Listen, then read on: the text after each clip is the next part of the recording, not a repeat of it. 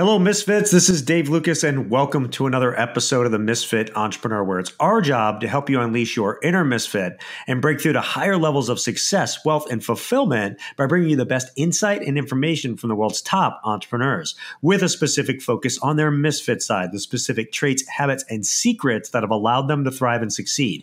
As a reminder, if you are new to watching us on our YouTube channel, hit the subscribe button below. Give this video a like and a comment as well. We do our best to respond to all comments as timely as possible. This week's Misfit Entrepreneurs are John and Mark Cronin. They are the father-son team that created John's Crazy Socks, a social enterprise with a mission to spread happiness.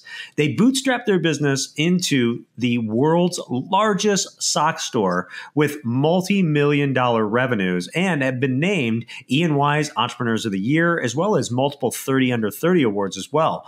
John's not only a business owner, but he has Down syndrome. John and Mark show what people with differing abilities can do. More than half their colleagues have differing abilities that they work with. They've testified twice before the U.S. Congress. They've spoken at the United Nations. They're sought after keynote speakers. They've recorded 2 TED Talks, and they're frequent guests on network television, including appearances everywhere from CBS Evening News to Good Morning America, The Today Show, Fox and Friends, CNBC, BBC, and others. And they show their gratitude through their giving back program that's raised over $650,000 for charity. John and Mark show us that anything is possible if you are determined enough. And I'm really excited to discuss their journey of building a 7-figure company, along with the many other lessons that we can learn from them. So, John and Mark, are you guys ready to unleash your inner misfits? Yeah, I'm so excited. I'm Misfit Adventure. We are glad to be here, Yeah, Dave. I'm really excited, Dave. Thank you. We are coming to you from the land of misfits. Yes. Well, speaking of misfits and misfit adventure, you guys have a pretty incredible story of how you've gotten to this point, right? And starting with an idea to creating the world's largest sock store and everything that you guys do. So take a few minutes, take 5 minutes or so, and just tell us, how did you do it? How'd you get to where you're at? Well, we'll share the origin story. Origin stories matter, right? Absolutely. They give us our DNA. And so for ours, you got to go back to the fall of 2016. And our story starts in a small log cabin in the woods. No. It starts on suburban Long Island outside New York City. And where were you? I was at Huntington High School. I'm going to be my last school. John, like everybody else, was trying to figure out, okay, when school was over, what am I going to do? And what were you looking at? I like a job, program, and school. I can't find great option I don't like. You had mentioned in your introduction that John has Down syndrome. Yes, I am. Unfortunately, there just are not enough good opportunities for people with differing abilities. You might say they're the ultimate misfits. There's nothing wrong with them. It's something wrong with us that we don't have opportunities for them. So John couldn't find anything he liked, but he's a natural entrepreneur. Yes, I am. You didn't see something you wanted. What'd you say? I said I will go be with my dad. A nice father and son being together. Right? If I don't see a job I want, I'll create one. So this is pretty cool. I'm a lucky man, Dave. I've got 3 sons. Yes, you. This is one I can work with. Okay. So here we are. We'll go into business together. What are we going to do? John here had a lot of ideas. When he's thinking hard, I got smoke in my ears. smoke comes out of his ears. What was one of your ideas? Rather than a food truck, I got an idea from a movie called Chef and John Favreau. It is a neat movie about father and son buying a food truck. So a food truck. Everybody's eating at a food truck out there. You love it. And I love fish. What could we make? Where would we put it? But we ran into a problem. We can't cook. Yeah, we can't cook. So it wasn't going to be a food truck. But then, right before the U.S. Thanksgiving in November, John had his eureka moment. Yeah, they did. I want to sell crazy socks. Why socks? It's fun, it's colorful, it's creative. It always let me be me. I want crazy socks my whole life. We travel look for those socks. So we figured this. If John loved those socks that much, I cousin other people do. other people would too. We could find those customers. So we went the lean startup route. We said, let's just get something up quick and customers will let us know. So John already had the name. I got a name. I told him a couple ideas. We built a simple website, got a little inventory. The only marketing we did was set up a Facebook page. And I'd take out my cell phone and we made videos. And who do you think was in those videos? I talk about socks,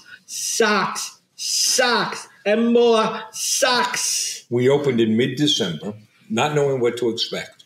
On the very first day, we got 42 orders. And most of them were local. So how did we deliver those first orders? Our home deliveries, we get red boxes.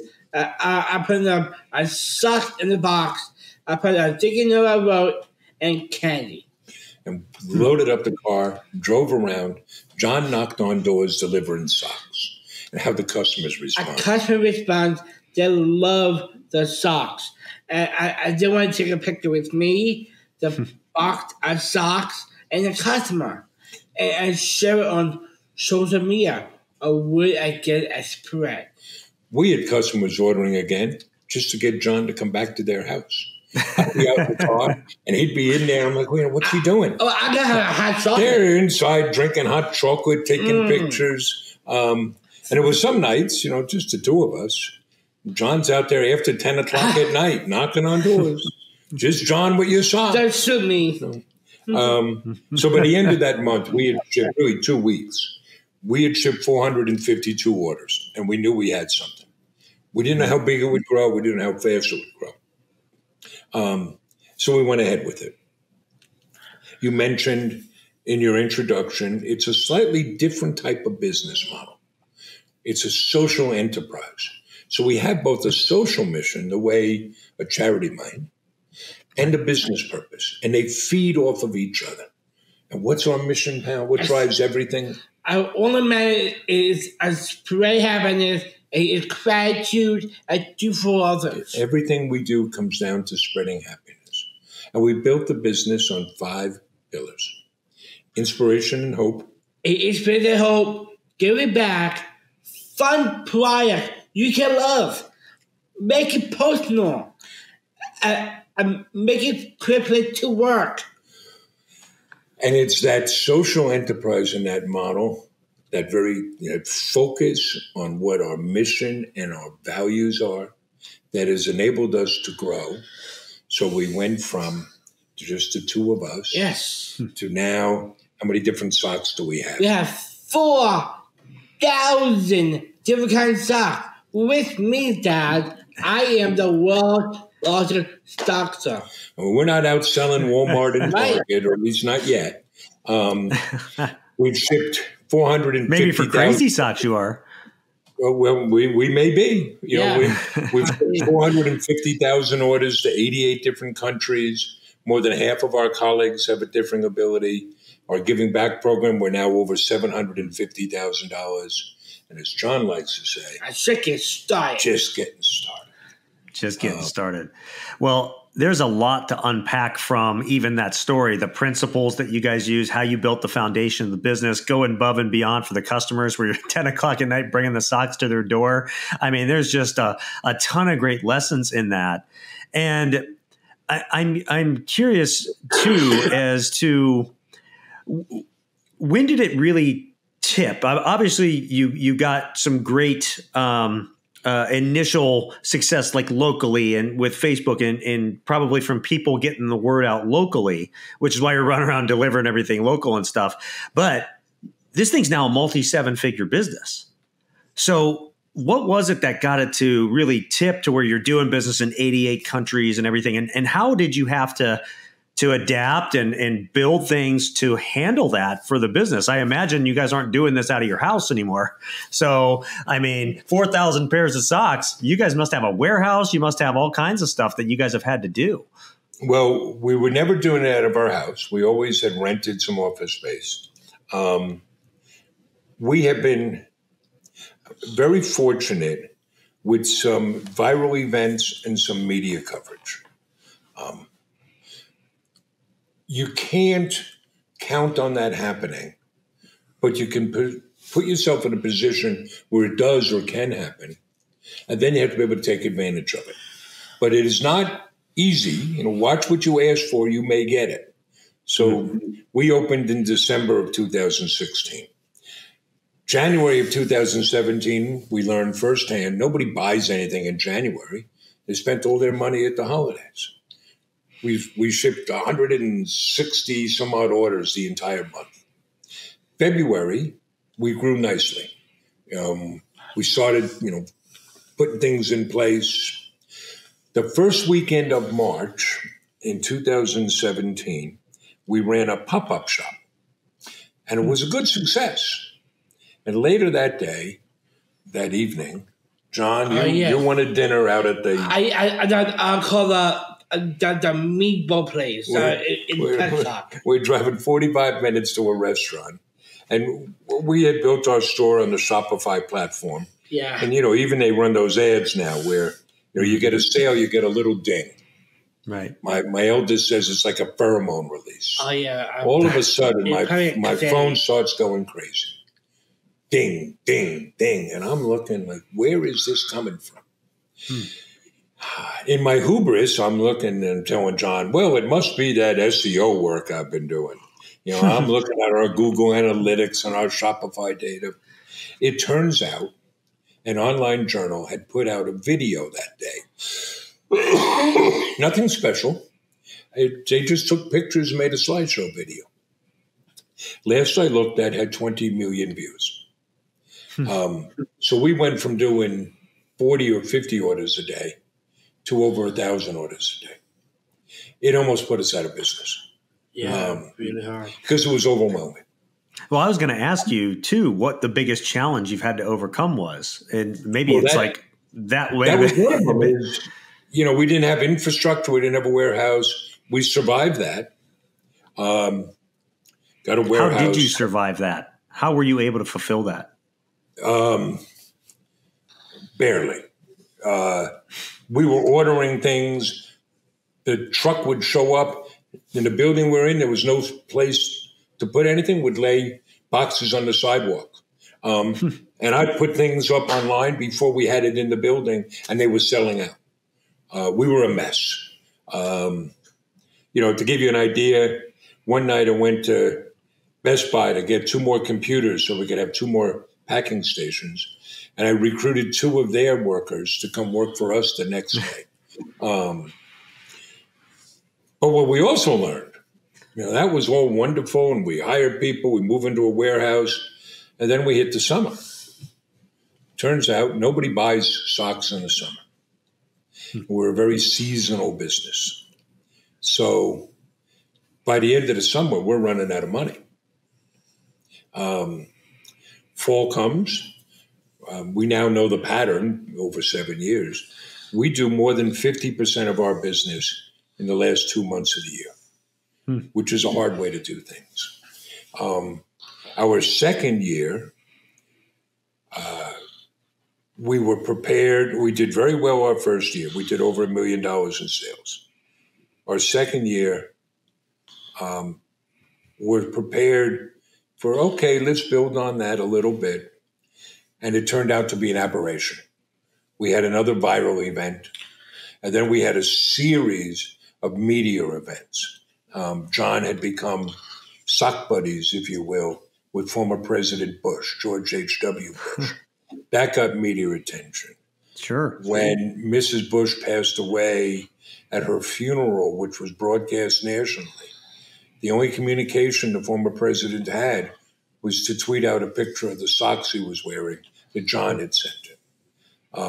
That led to a media frenzy. So we had a huge second year. we didn't realize how much of an aberration it was. We knew it was an aberration. We didn't know how much it was. So that really brought on a big challenge we had, which was capitalization.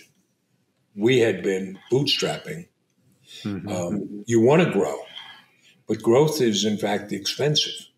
Growth sucks cash. I remember sitting with my accountant at the end of the second year and say, I don't understand.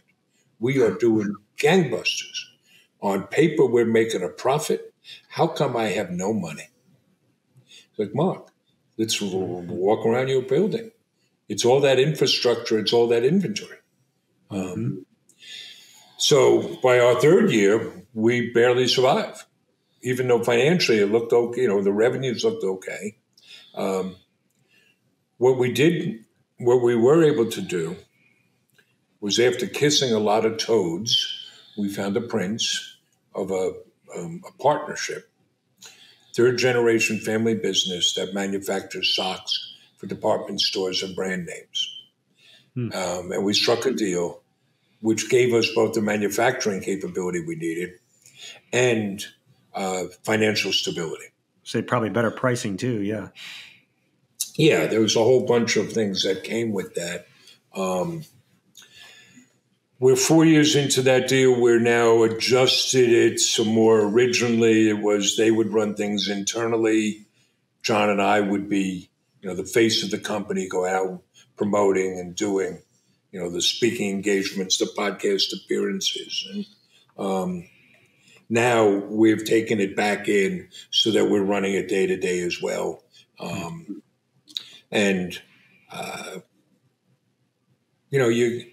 You go through things like, who planned on a pandemic? I was going to ask how things, what happened as you went through the pandemic. I mean, you might have actually been positioned to sell a lot of socks with people, being at home, but I don't know. Well, the pandemic turned out to be, be careful how I say this, turned out to be bad for us. Not life and death, but bad for us. Like I said, we're very seasonal.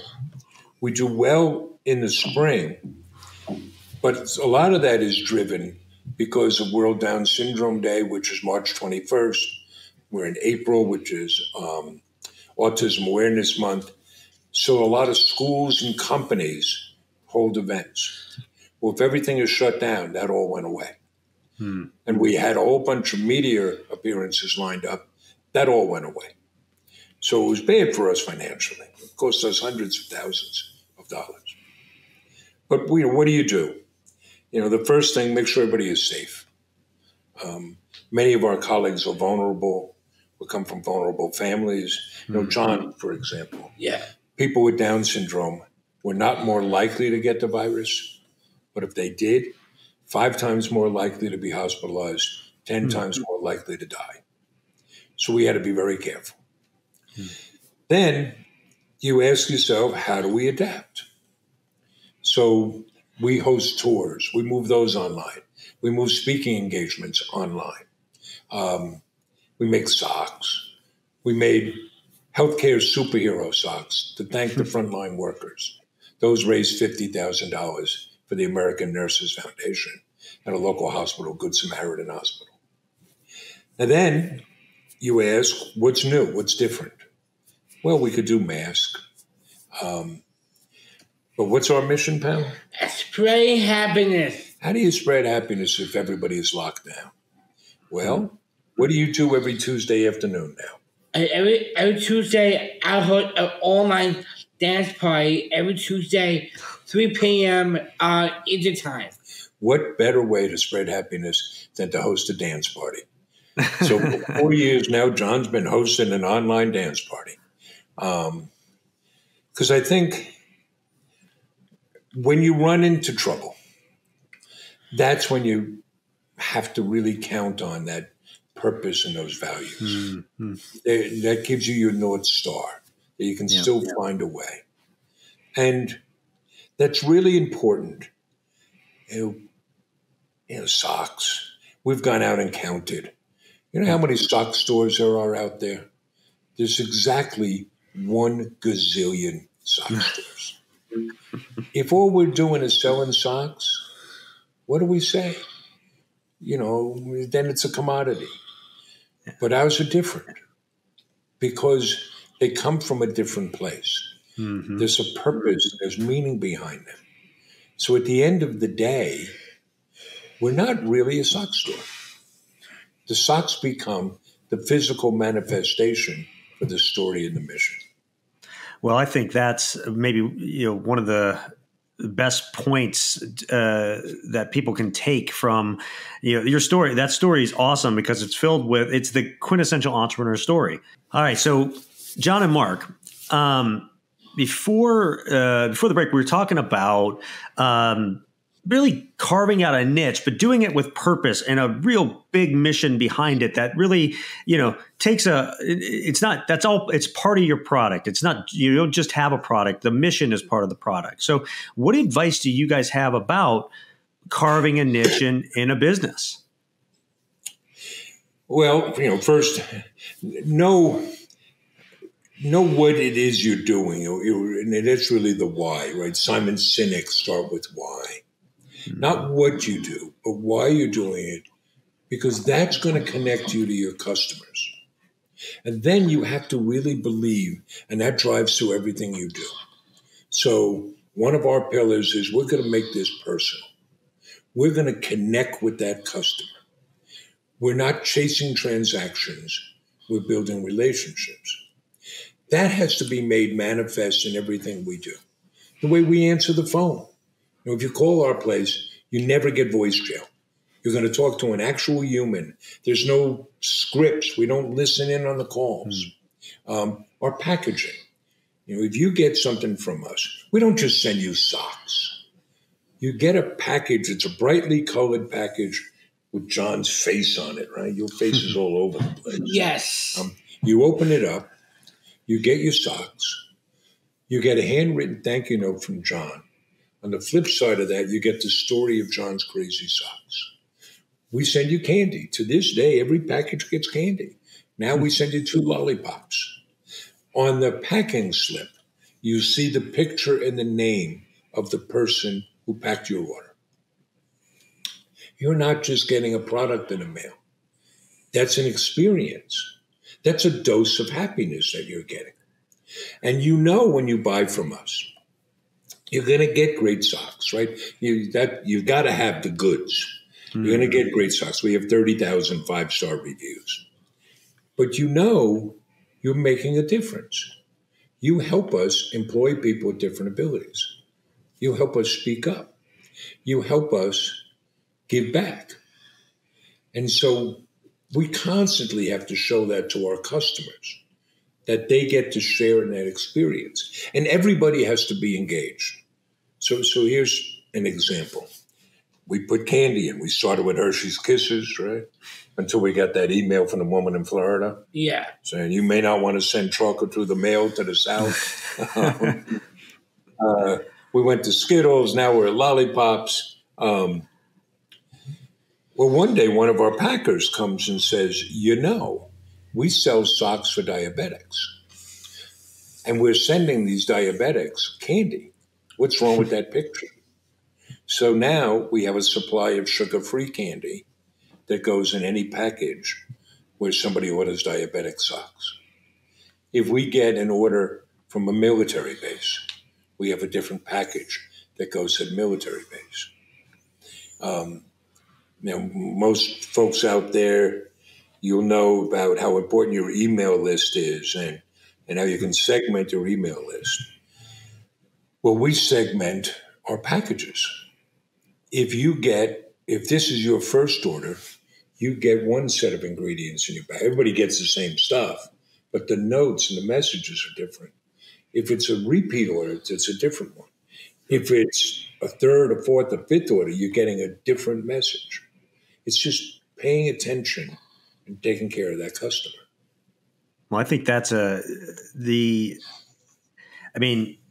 many things from that, because the little things make a difference. And I think you guys really understand that.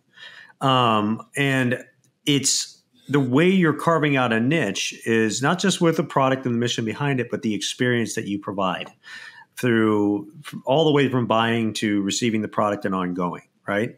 With a dance party every week. But I think to me that is how you build a really, really great niche. And I bet you get a lot of repeat customers because of what you've done. Right. You guys probably have all the stats on that too, where you know how often, once somebody buys, how often they're going to buy again, when, maybe even, the timeline of which they typically buy and stuff. And it's awesome that you guys track that too. That's another thing, is having the detail of tracking these things to understand your business. Right. I bet you, not that you necessarily do, but I bet you can run your business pretty well from the numbers. You kind of can project and know what's going to happen based upon, all the data you've gathered over the years. And that's another key component. And so it's really neat to hear how you guys pull all this together and do this and create this incredible business around this niche. Yeah, you got to have your data. You got to know what your numbers say. We'll try anything. And there doesn't seem to be anything outrageous enough for us to try and do. But then you got to go and check your numbers and your data. So, here's an example, a small example, just from this week. We now operate in 3 channels, right? We sell direct to consumer through our website. We've started to enter the wholesale channel, get carried in stores. The fourth quarter last year, we're at 800 Kohl's stores. And we have a growing B2B business, custom socks, gift services. So this past Monday, and then I'll come back to email, we send out 3 emails a week. We've gone back and forth between 2 and 3. One of those is an email from John. Yep. Just, here's what I'm up to this week. We don't sell anything. It's just sharing what John is doing. The others will share stuff that's going on. So the one that went out Wednesday, let people know about the winners of our Autism Can Do scholarship. And one went out on Monday that shared a recent experience where we gave a keynote speech at a conference in Indiana, and we had made custom socks for this organization.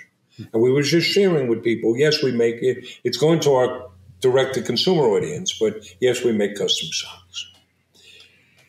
Well, the mama bear who manages our custom socks, it was like, okay, we need to track and see how many inquiries do we get from that email, and then what happens with those.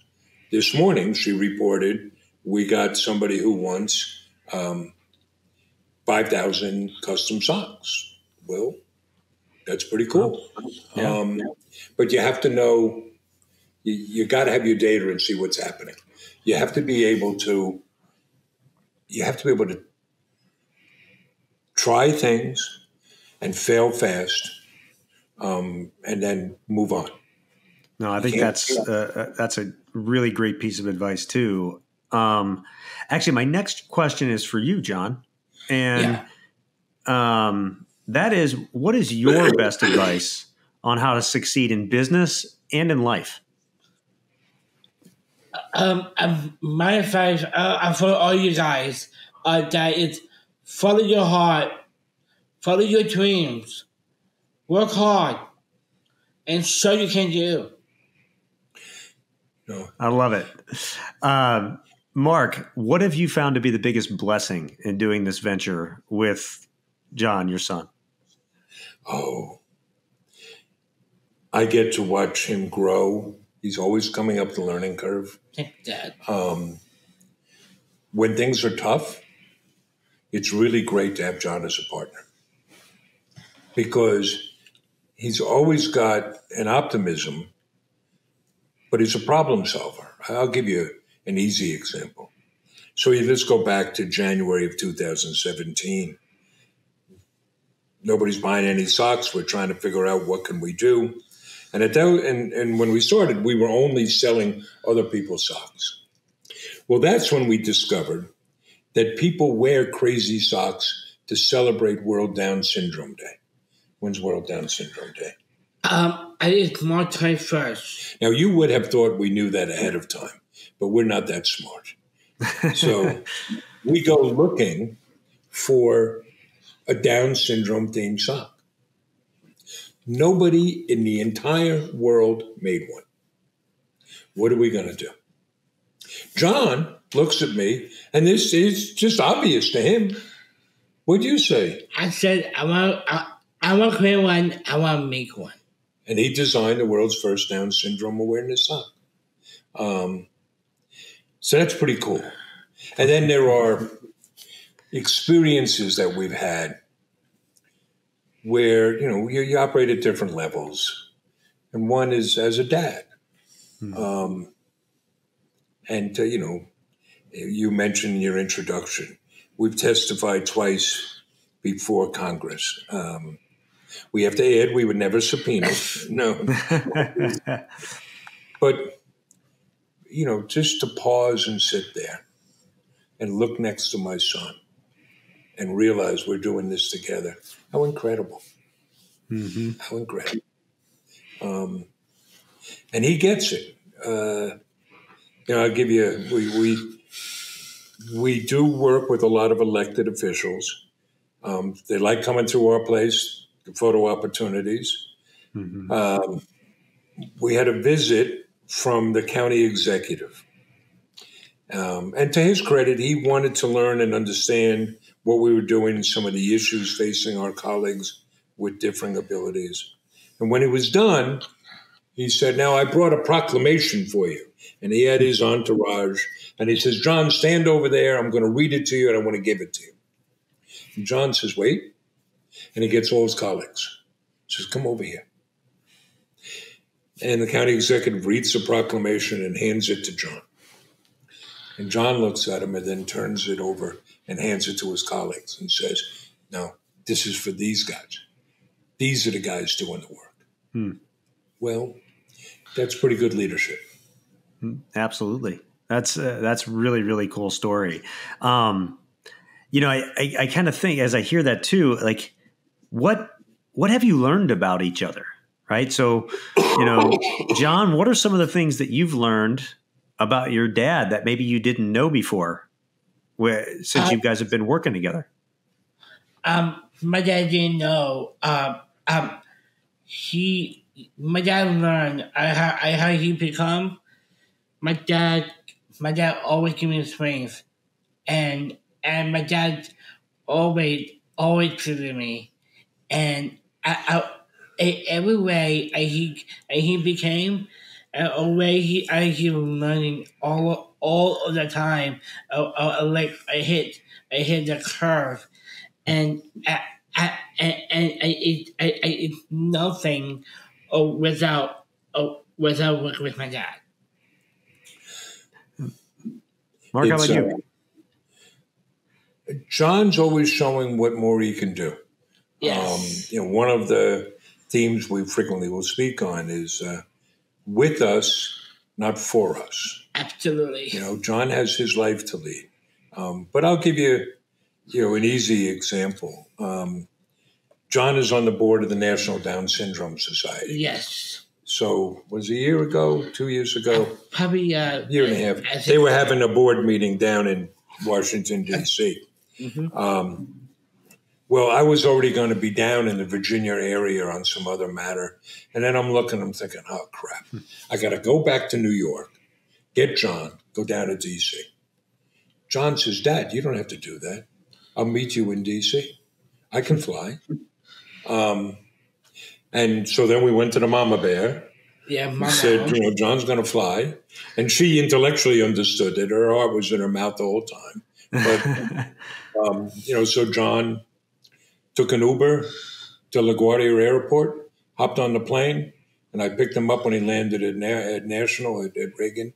And it's just, of course he can do this.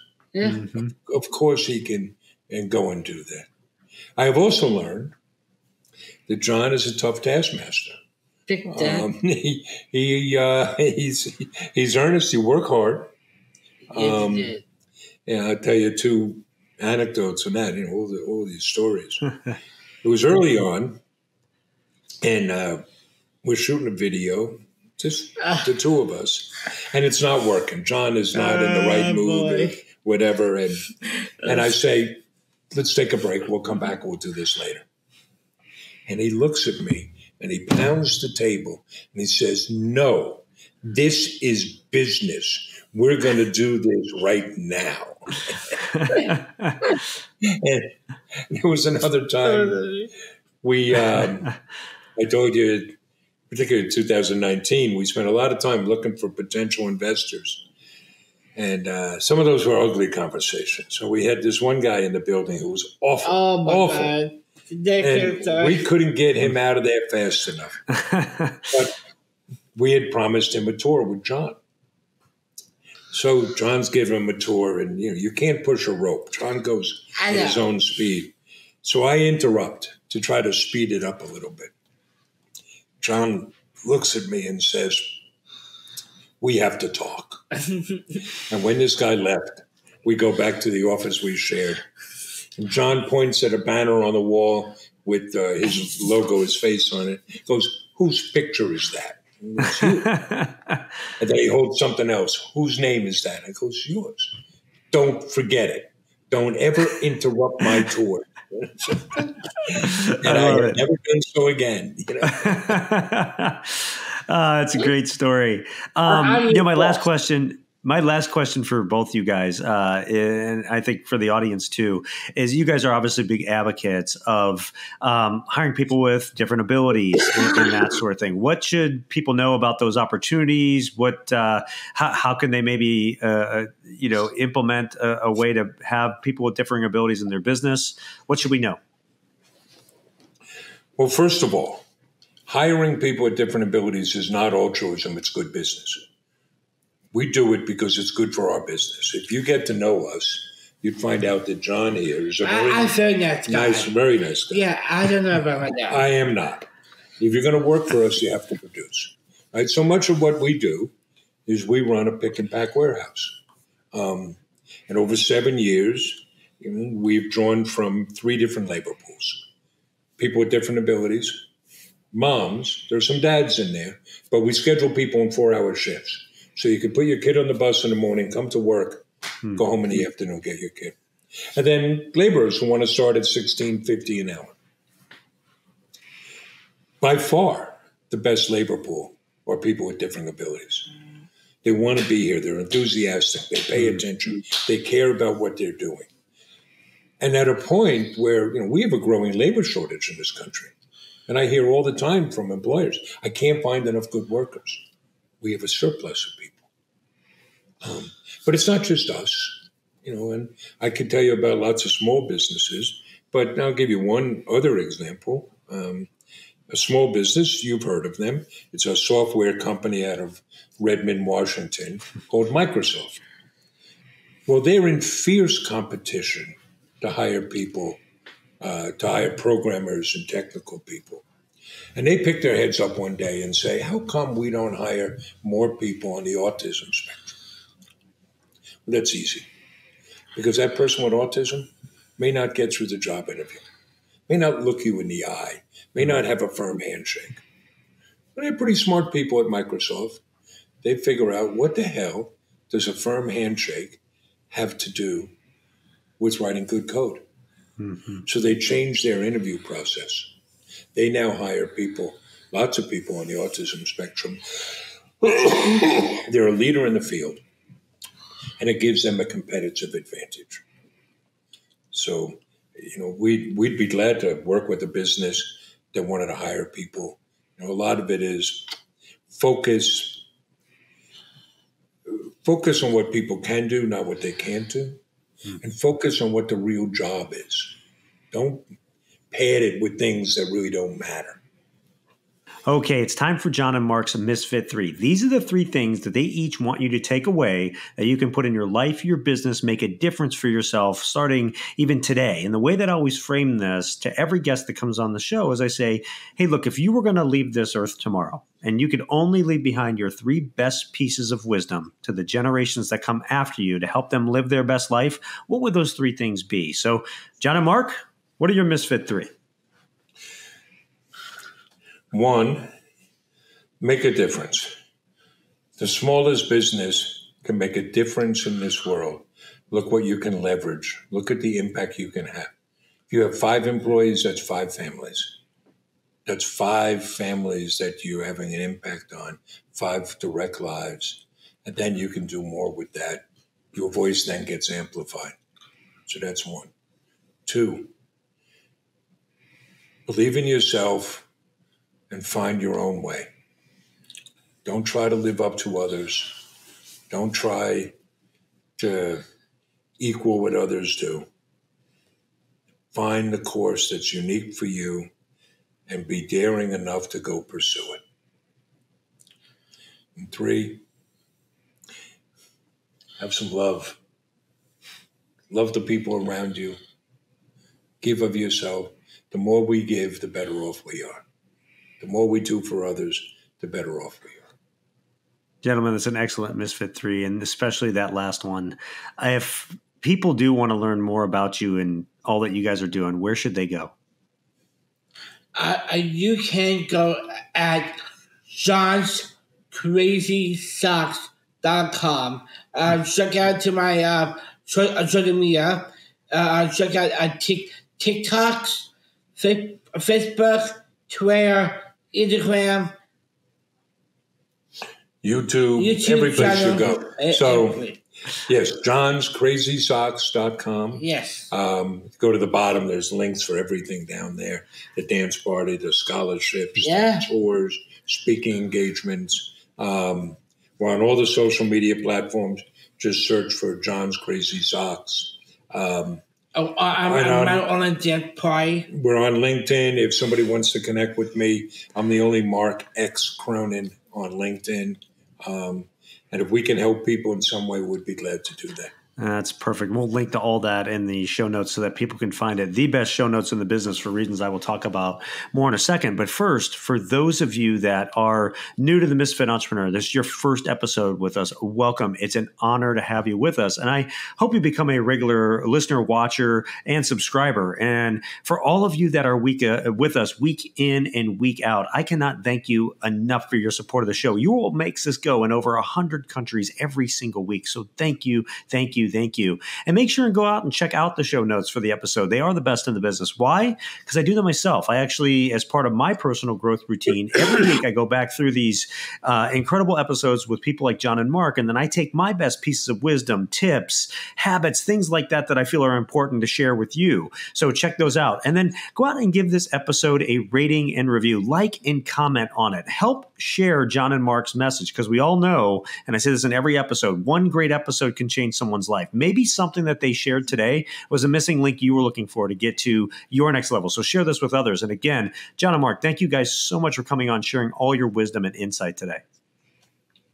Well, thank you for having us, Dave. Thank you so much.